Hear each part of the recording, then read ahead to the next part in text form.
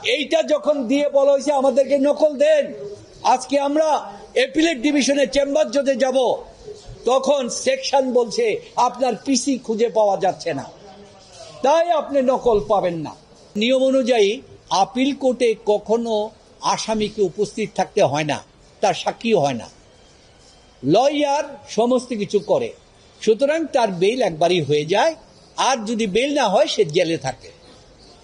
Doctor Yunus সাহেবের bail হলো, কিন্তু কোর্ট বলল প্রথমবার আমরা লিমিটেড টাইমে দেই, পরবর্তী আমরা পার্মানেন্ট দেই।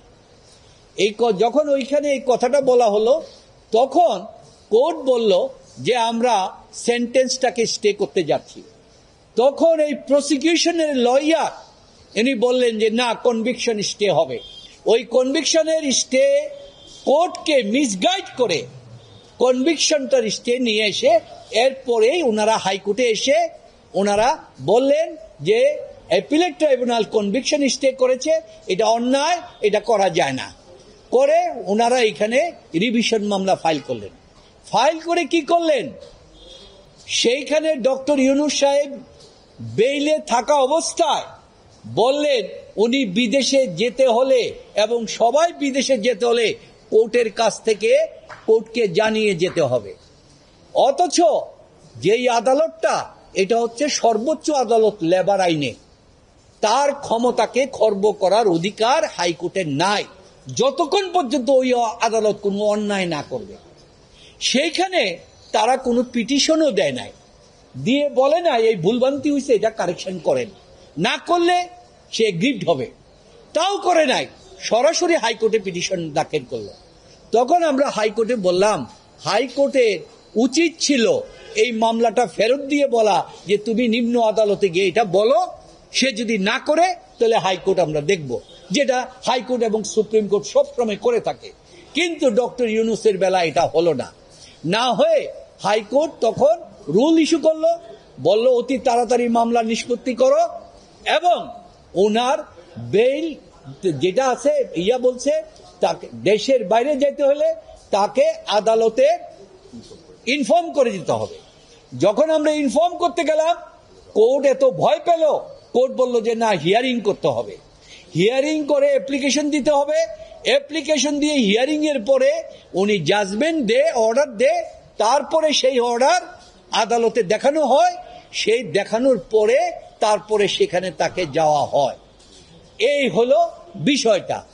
অথচ আপনারা দেখতে পারলেন গত কিছুদিন আগে ডক্টর ইউনূস সাহেবের কাগজপত্র 5 দিন আগে জমা দিতে হয়, তারা পরীক্ষা করে দেখেন ওনার আদালতের পারমিশন আছে কিনা। অথচ বেনজির দুর্নীতি দমন কমিশনের অভিযুক্ত আসামি, কিভাবে অভিযুক্ত আসামি 100 কোটি টাকা ব্যাংক থেকে গ্রহণ করে পালিয়ে গেল। তিনি তো নিশ্চয়ই ভিআইপি লাউঞ্জ দিয়ে গিয়েছেন, অথবা এয়ারপোর্টে সিসি ক্যামেরা আছে, সেখানে পুলিশ ইনভেস্টিগেশনের আছে, তারাও জানেন, তাহলে সেভাবে কিভাবে যান। আর ডক্টর ইউনূসকে তাকে দেখাতে হয় কাগজ আদালতের পারমিশন আছে কিনা। যাই হোক, আমরা এটা প্রত্যাহার করার জন্য, কারেকশন করার জন্য আদালতে হাইকোর্টে একটা প্রেয়ার দিলাম। তখন হাইকোর্ট বলল যে এটা রুলের সাথে হিয়ারিং হবে। তখন আমরা রুলের জবাব দিলাম। জবাব দেওয়ার পরে 18 তারিখে হিয়ারিং হলো, জাজমেন্টের জন্য না, 14 তারিখে হিয়ারিং হলো, 18 তারিখে জাজমেন্ট দেওয়ার ডেট ঠিক করা হলো। জাজমেন্ট দিলেন না। তারপরে আমরা শুনতে পেলাম দুদক পিছনের দরজায় খেলতে চায়, অর্থাৎ ডক্টর ইউনূস যেন আইনের কনস্টিটিউশনের অধিকার অনুযায়ী হাইকোর্টের রায়ের বিরুদ্ধে যেন আপিল করতে না পারে, এই জন্য গোপনে রায়টা নিতে চায়। আমাদের কলকারখানা অধিদপ্তর যে নিতে চায় যে যেদিন সেখানে ডেট, তার আগের দিন। গত ডেটে আমি পার্সোনালি 27 নম্বর মাননীয় বিচারক সাহেবের সাথে দেখা করলাম। দেখা করে বললাম, আমরা শুনতে পাচ্ছি এই ব্যাপার, আপনি রায় তো দিবেন, কিন্তু আমরা যেন আমাদের আইনগত অধিকারটা ডক্টর ইউনূস যেন প্রয়োগ করতে পারে, তার জন্য একটা পর্যাপ্ত সময় রাখবেন। সেই কথাটা বলার পরে তিনি আমাদের সাথে এগ্রি করলেন। আজকে আগামীকালকে ডেট, কালকে পর্যন্ত আমাদের পক্ষ থেকে খোঁজ নেওয়া হয়েছে, বলছে জাজমেন্ট রেডি হয় নাই, রেডি হয় নাই, রেডি হয় নাই। আজকে সকালে কয়েকটি টিভির মাধ্যমে, টেলিফোনের মাধ্যমে জানতে পারলাম যে 50 পাতার রায় হলো এবং এই রায় হলো এবং বলা হলো দ্রুতপত্রে নিষ্পত্তি করা হোক। আপনাদের কাছেও হয়তো কপি আছে।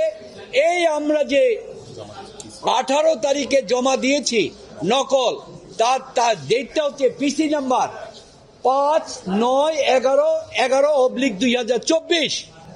এইটা যখন দিয়ে বলা হয়েছে আমাদেরকে নকল দেন, আজকে আমরা অ্যাপিলেট ডিভিশনের চেম্বার জজে যাব, তখন সেকশন বলছে আপনার পিসি খুঁজে পাওয়া যাচ্ছে না, তাই আপনি নকল পাবেন না। তাহলে ডক্টর ইউনূসের মতো লোককে হাইকোর্টে কি হয়েছে এটা দেখার কি তার অধিকার নাই? এটার মধ্যে যদি অন্যায় থাকে তার বিরুদ্ধে কি চ্যালেঞ্জ করার অধিকার তার নাই? কিন্তু এই অধিকার থেকে তিনি বঞ্চিত হচ্ছেন। আজকে 40 বছরের এই আদালতের উকালতির জীবনে এই ধরনের ঘটনা কোন যুদ্ধ অপরাধী হতে আরম্ভ করে, বঙ্গবন্ধু মার্ডার কেস হতে আরম্ভ করে, জেল হত্যা মামলা হতে আরম্ভ করে, কোথাও তাও দেখি নাই। Design, elegance, beauty. Sir pack করে দিব স্যার? হ্যাঁ,